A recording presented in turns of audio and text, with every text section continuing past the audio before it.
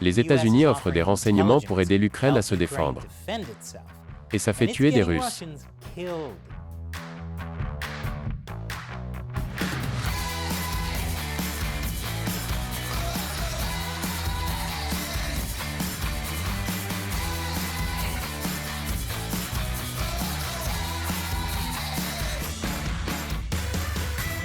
Bienvenue à l'émission Amérique dévoilée, je suis Chris Chappell. La Russie a l'une des armées les plus avancées au monde.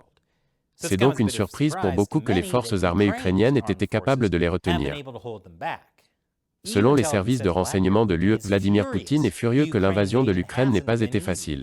Alors pourquoi tout le monde a fait des erreurs de calcul? La ténacité des Ukrainiens y est certainement pour beaucoup. Ils ont été prêts à se battre alors que tout le monde pensait qu'ils abandonneraient facilement. C'est une histoire classique d'outsider, tout comme David et Goliath. Si Goliath avait beaucoup de tanks. Mais l'entraînement et les armes des autres pays ont été d'une grande aide, en particulier les javelots anti-chars américains et les drones tueurs Switchblade. D'accord, c'est comme David et Goliath a beaucoup de chars, mais David a des missiles anti-chars lancés à l'épaule. Mais il y a un autre élément qui aide l'Ukraine. Les renseignements américains. Le naufrage du croiseur russe Moskva, fierté russe de la mer Noire, a choqué le monde entier après que 2 missiles anti-navires ukrainiens aient frappé le navire le 14 avril. Ce matin, des responsables américains ont déclaré à NBC News que cela s'était produit avec l'aide des États-Unis. Les Américains ont identifié et localisé le navire quand les officiels ukrainiens le leur ont demandé. Ok, c'est comme David et Goliath a beaucoup de chars, mais David a des missiles anti-chars lancés à l'épaule et les renseignements secrets d'un ami. L'histoire classique de l'outsider. Les États-Unis ne s'impliquent donc pas activement dans la guerre en Ukraine, mais ils fournissent des renseignements qui font tuer des Russes. Je suis sûr que Poutine, un homme connu pour sa subtilité et sa nuance, appréciera la différence. Les renseignements américains aidaient l'Ukraine avant même l'invasion de la Russie.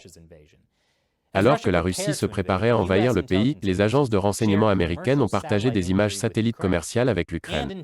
Et des renseignements provenant de drones espions. Des équipes militaires américaines ont également fourni des conseils détaillés sur la manière dont l'Ukraine pouvait utiliser ses systèmes de défense aérienne pour empêcher la Russie de dominer le ciel. Et, surprise, la CIA était également impliquée. Je sais, c'est choquant que la CIA soit impliquée dans un conflit étranger. Elle a aidé l'Ukraine à débusquer les espions russes et à se préparer à l'invasion.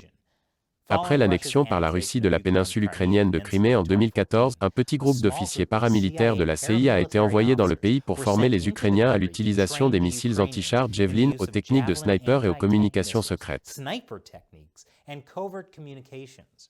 La CIA consacre également des ressources importantes à la protection du président ukrainien Volodymyr Zelensky. Vous savez, puisque Poutine le veut mort. Comme vous pouvez le constater, les États-Unis ont aidé l'Ukraine de nombreuses manières avant l'invasion de la Russie. Cependant, selon un fonctionnaire anonyme en mars dernier, les États-Unis ne fournissent pas de renseignements en temps réel. Ce qui est important, puisque, toujours en mars, le président de la Commission des services armés de la Chambre des représentants, Adam Smith, a souligné qu'il est essentiel que les États-Unis ne fournissent pas de renseignements de ciblage en temps réel à l'Ukraine. Nous devons aider l'Ukraine de toutes les manières possibles sans élargir la guerre et trébucher sur la Troisième Guerre mondiale. Oui, nous ne voulons pas utiliser le renseignement en temps réel pour faire quelque chose de fou comme tuer des généraux russes et déclencher la Troisième Guerre mondiale. Sauf que selon le New York Times, les renseignements américains aident l'Ukraine à tuer des généraux russes. En fournissant des renseignements en temps réel à l'Ukraine. Dis donc, les jours plus simples où l'on ne s'occupait que des pandémies mondiales me manquent. Mais les officiels de l'administration Biden se défendent. Ils disent qu'ils n'aident pas l'Ukraine à tuer des généraux russes. J'en dirai plus après la pause. Nous sommes de retour. Les renseignements américains jouent un rôle majeur dans le succès de l'Ukraine. Grâce à de bons renseignements, l'Ukraine a pu tuer environ 12 généraux russes au moment de cet enregistrement. Selon le New York Times, les États-Unis y ont contribué. Les États-Unis se sont attachés à fournir la localisation et d'autres détails sur les quartiers généraux mobiles de l'armée russe, qui se déplacent fréquemment. Mais les responsables américains nient que les renseignements américains ciblent les généraux russes en Ukraine. Nous ne fournissons pas de renseignements sur l'emplacement des hauts responsables militaires russes sur le champ de bataille et nous ne participons pas aux décisions de ciblage de l'armée ukrainienne. Ils nient également avoir ciblé le croiseur russe en mer Noire. Nous n'avons pas fourni d'informations de ciblage spécifiques sur le Moskva aux Ukrainiens. Nous n'avons pas été impliqués dans leur décision de mener cette frappe. Et nous n'avons certainement pas été impliqués dans l'exécution de cette frappe. Les responsables américains insistent pour que les États-Unis prennent leur distance par rapport aux attaques de l'Ukraine. Ils veulent éviter une escalade du conflit entre l'OTAN et la Russie. Après tout, Poutine a des armes nucléaires. Des armes nucléaires, la solution de Poutine à tous les problèmes. C'est pourquoi les USA disent qu'ils limitent le type de renseignements que l'Ukraine reçoit.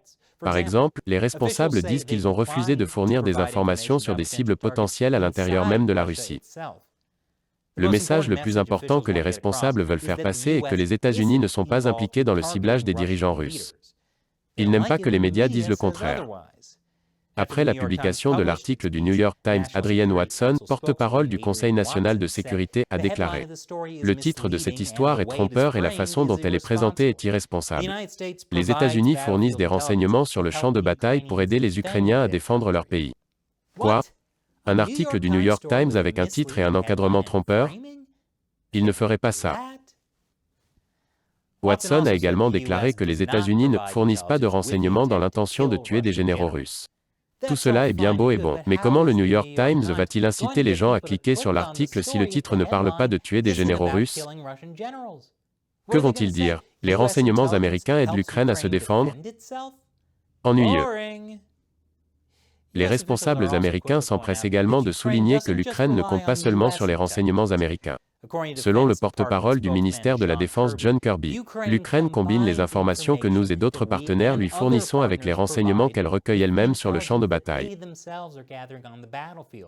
Et ensuite elle prend ses propres décisions et ses propres actions.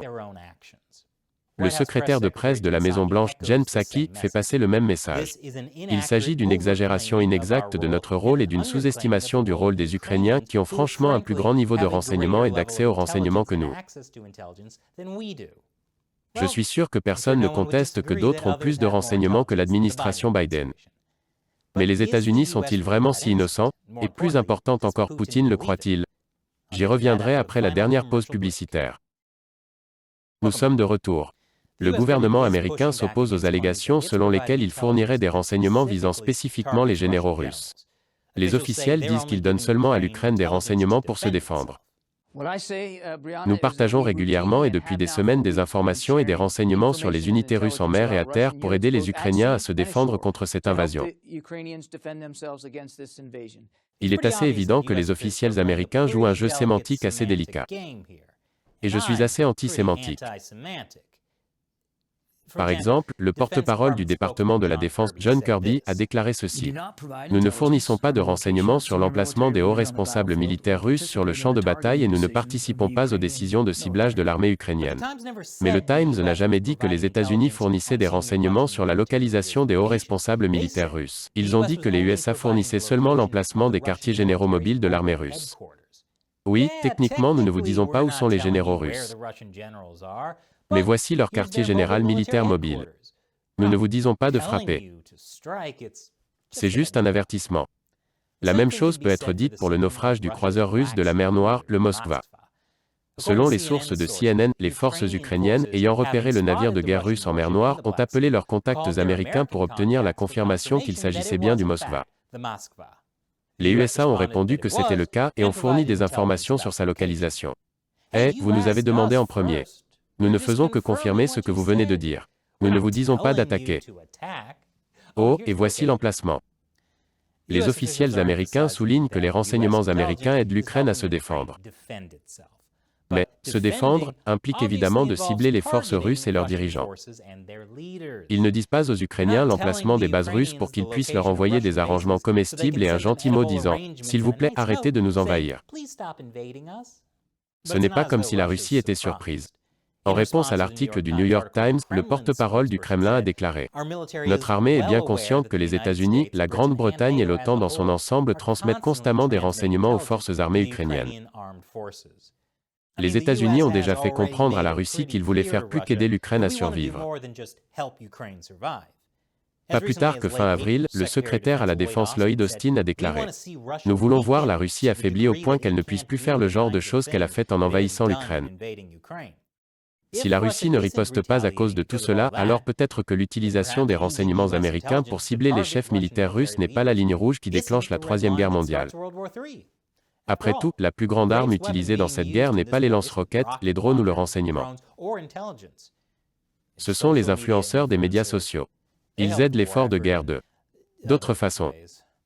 Alors, qu'en pensez-vous? Dites-le nous dans les commentaires ci-dessous. Et nous ne pourrions pas réaliser cette émission sans le soutien de téléspectateurs comme vous. Vous pouvez nous aider à combattre la désinformation gouvernementale pour seulement $1 par épisode sur patreon.com/americauncovered ou sur notre plateforme exclusive de médias sociaux sans censure sur americauncovered.locals.com. Les liens vers les deux sont dans la description ci-dessous. Encore une fois, je suis Chris Chappell. Merci de regarder Amérique dévoilée.